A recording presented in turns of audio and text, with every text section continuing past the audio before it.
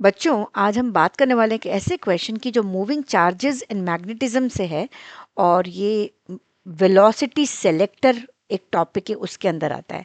तो पहले पढ़ लेते हैं हमें क्या दे रखा हुआ है। In a certain region of space the electric field E and magnetic field B are perpendicular to each other.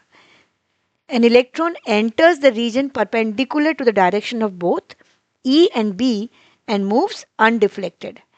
The velocity of the electron is, and these are the options. तो क्या बात हो रही है, एक हमें मालूम है अगर इलेक्ट्रिक फील्ड और मैग्नेटिक फील्ड दोनों एक साथ लगे हों तो नॉर्मली चार्ज पार्टिकल क्या होता है, डिफ्लेक्ट हो जाता है। लेकिन अगर इलेक्ट्रॉन बिना वी कैन से डिफ्लेक्ट हुए बिल्कुल सीधा चला जाए, बिना मुड़े निकल जाए, तो उसकी वेलोसिटी कितनी होनी चाहिए, उसकी वेलोसिटी कितनी होनी चाहिए। और ये वेलोसिटी सेलेक्टर का क्लासिक जेई और नीट का क्वेश्चन है, राइट। तो पहले इस क्वेश्चन में जब हम बात कर रहे हैं अनडिफ्लेक्टेड की, इलेक्ट्रॉन अनडिफ्लेक्टेड जा रहा है, इसका मतलब क्या है, नेट फोर्स जीरो होना चाहिए। नेट फोर्स जीरो होना चाहिए, इसका मतलब जब हम उस चार्ज पार्टिकल की, इलेक्ट्रॉन की बात करते हैं इलेक्ट्रिक फोर्स के लिए, तो हमें मालूम है एक चार्ज पार्टिकल पे इलेक्ट्रिक फोर्स लगता है F equal to Q E. लेकिन यहाँ पर जो हमारे पास चार्ज है वो इलेक्ट्रॉन है और फील्ड हो गया हमारा कैपिटल ई। तो E इंटू कैपिटल ई हमारा क्या है, इलेक्ट्रिक फोर्स।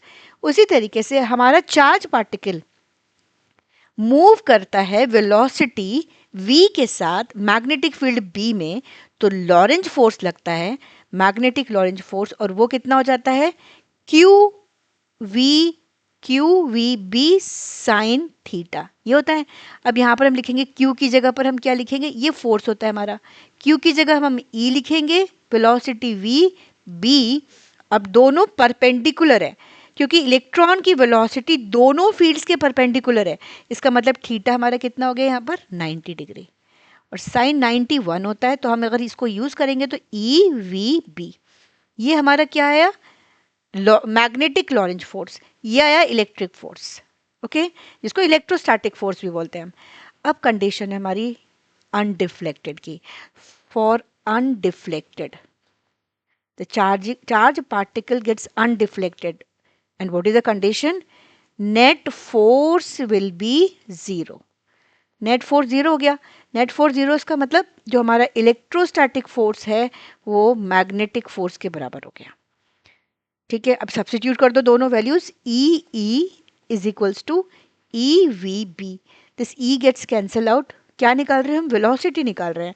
तो velocity is the ratio of electric field to magnetic field, ये तो मैग्नीट्यूड के फॉर्म में आ गया।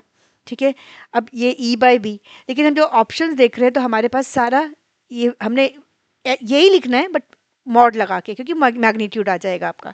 तो V हम लगा देते हैं, we are not putting vector on this, V is equals to vector E by vector B but mod के साथ, which means the magnitude. If we check our options, अगर हम अपने ऑप्शंस को चेक करते हैं तो हमारा ऑप्शन सी जो है ना, this is the correct option. तो हमारा आंसर हो गया option C, which is the ratio of magnitude of E to the magnitude of B. तो बस ये ध्यान रखना है कि जब पार्टिकल अनडिफ्लेक्टेड मूव करे तो फोर्सेस को बैलेंस करेंगे, इलेक्ट्रिक फोर्स और मैग्नेटिक फोर्स को, उससे वी आ गया ई बाय बी। और ये फॉर्मूला जेई नीट और सीबीएसई में बहुत बार यूज होता है। I hope the concept is clear. ऐसे ही इंटरेस्टिंग फिजिक्स कॉन्सेप्ट के लिए फिजिक्स वेव को लाइक करें और चैनल को सब्सक्राइब करें।